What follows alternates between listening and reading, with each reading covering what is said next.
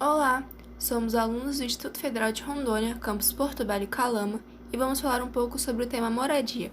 O grupo é composto por Isabelle Cristina, Yasmin da Silva, Larissa Cardoso, Olivia Maia, Gisele Vitória, Yara Lima e eu, Ana Cristina. A nossa docente da disciplina de Sociologia é a professora Sari Santos, e a Yasmin vai começar falando um pouco sobre o que é uma moradia digna. Primeiramente, é de grande importância a gente mencionar que a moradia ela é um direito fundamental presente no artigo 6 da Constituição Brasileira. E o seu significado, ele vai além de um abrigo formado por paredes e telhados. A moradia, ela significa também que a família deve morar perto do trabalho e de equipamentos públicos como escolas, creches, postos de saúde e também eles devem ter acesso a opções de lazer. Agora, falando da questão da terra, ela é muito importante para a produção de moradias, pois, diferentemente dos outros elementos que compõem a construção de uma casa, ela não é produzida e muito menos reproduzível. Então, por isso que se faz necessário o bom uso para que não haja imóveis vazios ou subutilizados. Os pontos proteção e abrigo intelectual, eles entram no assunto sobre a função da moradia, que posteriormente será abordado com mais detalhes. Já o déficit habitacional, ele se refere à quantidade de moradia digna que falta para atender às necessidades da população, e ele pode se dividir em dois, em déficit habitacional qualitativo e quantitativo. Bom, eu vou falar sobre o déficit habitacional. Esse déficit habitacional se refere ao número de famílias que convivem em condições precárias. Ele também está associado às moradias que estão em risco ou que precisam de uma nova construção. O déficit habitacional é dividido em dois grupos, o déficit qualitativo e o déficit quantitativo. O déficit qualitativo é medido por aqueles domicílios que precisam de melhorias na educação ou na infraestrutura urbana para atingir níveis de habitabilidade. Já o déficit quantitativo é aquela quantia de domicílios que devem ser ainda construídos para dar conta do crescimento populacional. O déficit habitacional é calculado a partir de 4 componentes. O primeiro componente é em relação às habitações precárias, que seriam domicílios rústicos e improvisados. Os domicílios rústicos são aqueles em que não há parede de alvenaria ou de madeira aparelhada, que podem provocar desconforto e também a proliferação de doenças. Domicílios improvisados são aqueles em que não possuem fins de moradia, mas acabam se tornando uma, como embaixo de ponte ou de viadutos. O segundo componente é a coabitação familiar, que considera os cômodos e as famílias secundárias que convivem juntas, ou seja, são domicílios que possuem mais de uma família morando juntos.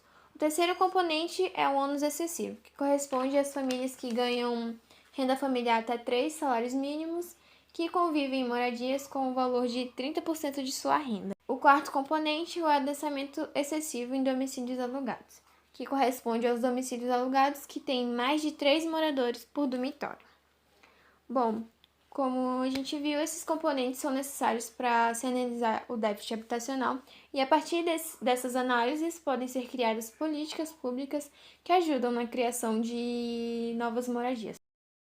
A origem dos tipos de moradia pode-se dizer que é histórica, pois a adoção de um modelo de desenvolvimento econômico e político desigual no país foi responsável por alimentar e aprofundar a concentração de renda nas mãos de poucos.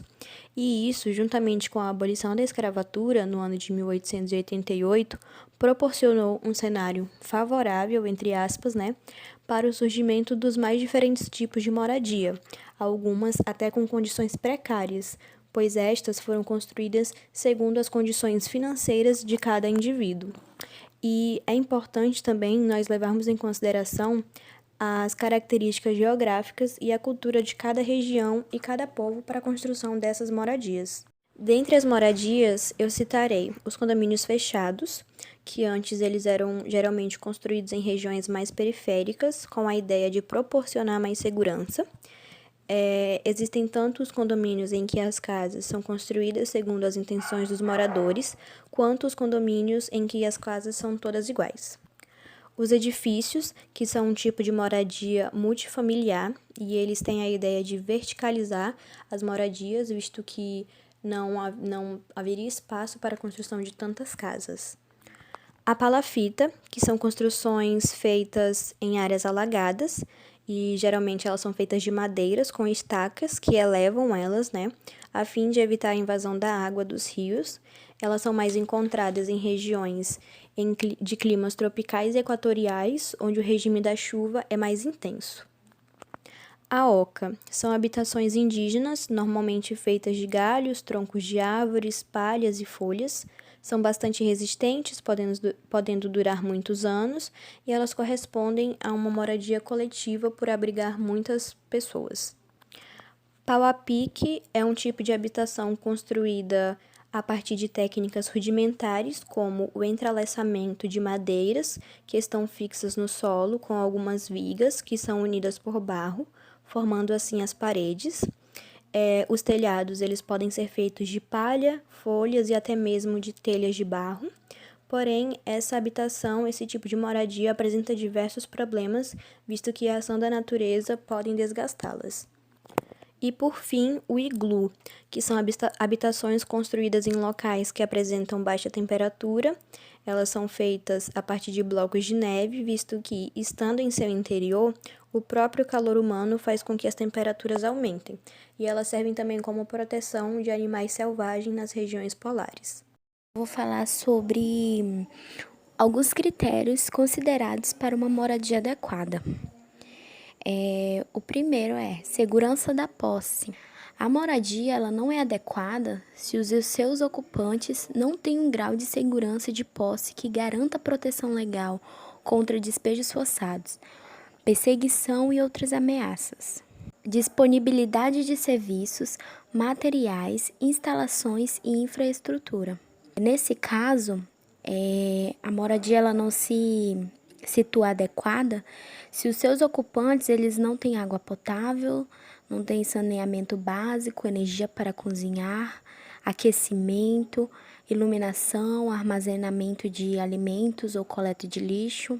Já no caso da economicidade, a moradia ela não é adequada se o seu custo ameaça ou compromete o exercício de outros direitos humanos dos ocupantes.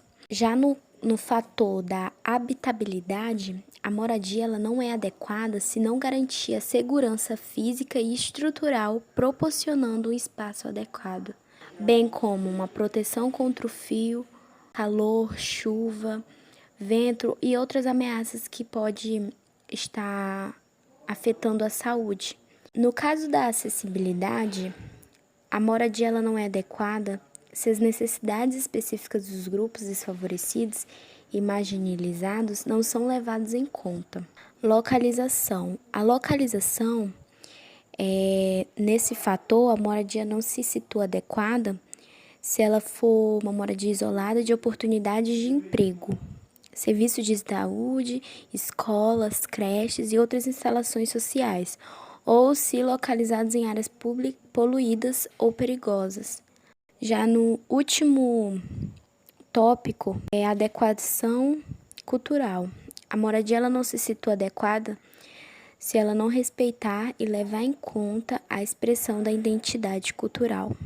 Uma pesquisa do IBGE diz que apenas 52,5% das moradias do Brasil elas têm condições adequadas. 2,3 milhões de domicílios não possuem nenhum dos serviços essenciais. Entre os requisitos estão abastecimento de água, esgoto e coleta de lixo. Essa pesquisa ela foi publicada em 17 de 10 de 2012 e ela foi atualizada em 17 de 10 de 2012. Agora, eu vou estar falando sobre qual a principal função que a moradia tem. A moradia, ela tem duas principais funções, que é de promover o abrigo para o indivíduo, onde nesse local de abrigo haja refúgio e este poderá fugir de grandes entraves climáticos e ainda se proteger de possíveis violência.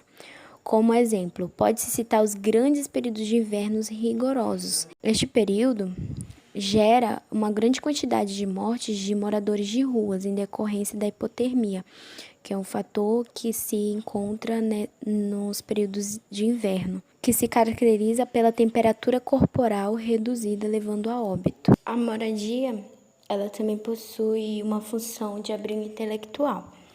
É um local onde possa pensar sem interrupções, interagir com outros seres com privacidade e onde possa desenvolver e conservar suas memórias, repousar e etc.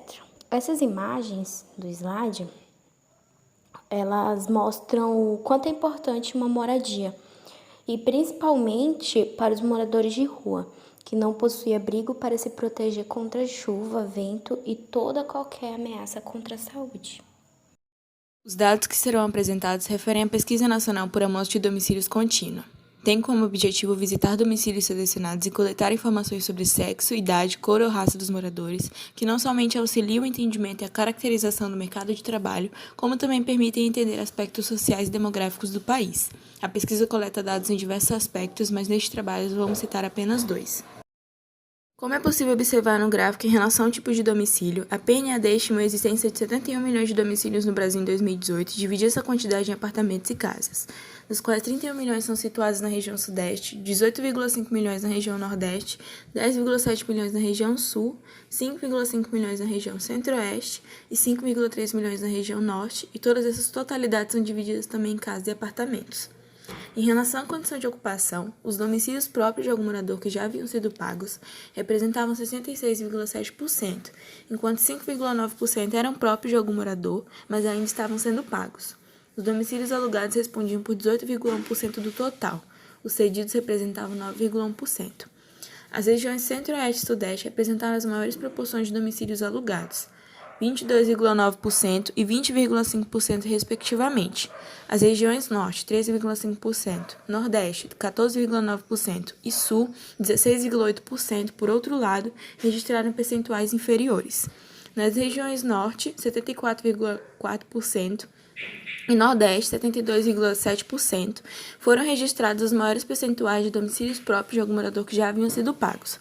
A região Sul, por sua vez, apresentou o maior percentual de domicílios próprios de algum morador que ainda estavam sendo pagos, 8,7%, seguida das regiões Centro-Oeste, 8,3%, e Sudeste, 6,5%.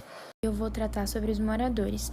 Bom, segundo pesquisas, a maior concentração de pessoas no Brasil está localizada na região Nordeste e na região Sudeste.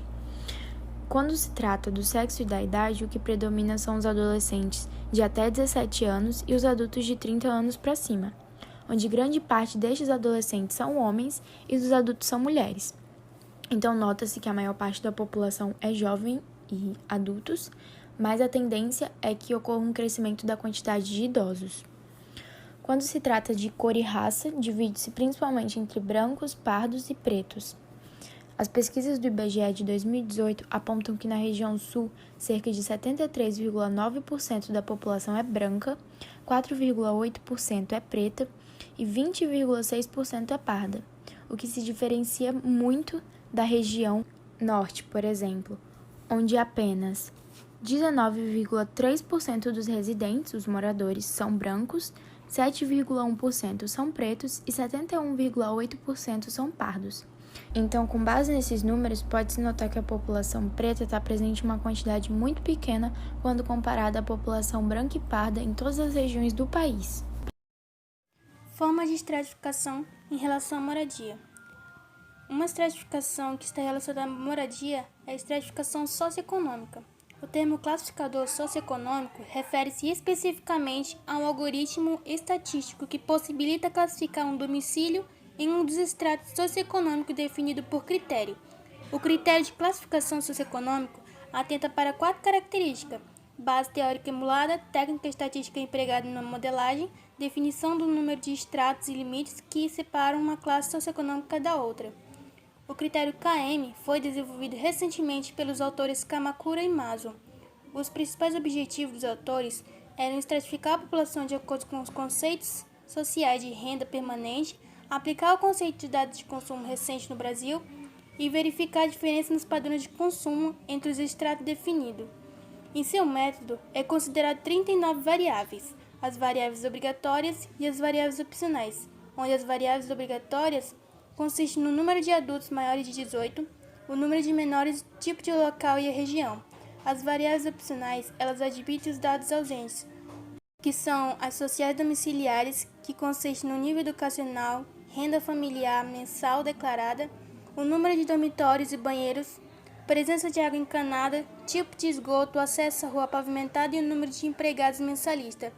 E a posse de quantidade de bens duráveis, que são os eletrodomésticos, como fogão, freezer, refrigeradores, liquidificadores, aspiradores de pó, lavadora, ar-condicionados, computadores e micro-ondas. O método é utilizado por ser considerado robusto à ausência de dados, o que torna um modelo de fácil aplicação e replicação para fins de comparação com outro modelo de estratificação. A discriminação significa qualquer distinção, exclusão ou restrição feita com base nas características específicas de um indivíduo, tais como raça, religião, idade ou sexo, que tem efeito ou propósito de dificultar, impedir ou anular o reconhecimento, gozo ou exercício de direitos humanos e liberdades fundamentais. Está ligado à marginalização de grupos populacionais específicos e geralmente é a raiz das desigualdades extratoriais dentro das sociedades. Para finalizar, eu irei responder algumas perguntas referentes à pesquisa PNAD contínua, na qual a Olivia e a Isabelle apresentaram alguns dados anteriormente. A entidade responsável pela pesquisa é o IBGE, Instituto Brasileiro de Geografia e Estatística. Ele é o principal provedor de informações geográficas e estatísticas do Brasil. A Pesquisa Nacional por Amostra de Domicílios Contínua foi realizada entre os anos de 2012 a 2018. A entidade utilizou suas próprias fontes, que são IBGE, Diretoria de Pesquisas, Coordenação de Trabalho e Rendimento e a Pesquisa Nacional por Amostra de Domicílios Contínua. As informações relevantes para entender as consequências da estratificação social na sociedade brasileira em relação à moradia são a qualidade de vida, como o fato de morar próximo a ambientes de estudo e trabalho, como foi citado anteriormente, e também o risco de vida, como áreas sem segurança. No geral, não somente em relação à moradia, as consequências da estratificação social, segundo alguns sociólogos, são a violência e a criminalidade, que são frutos de tal sistema.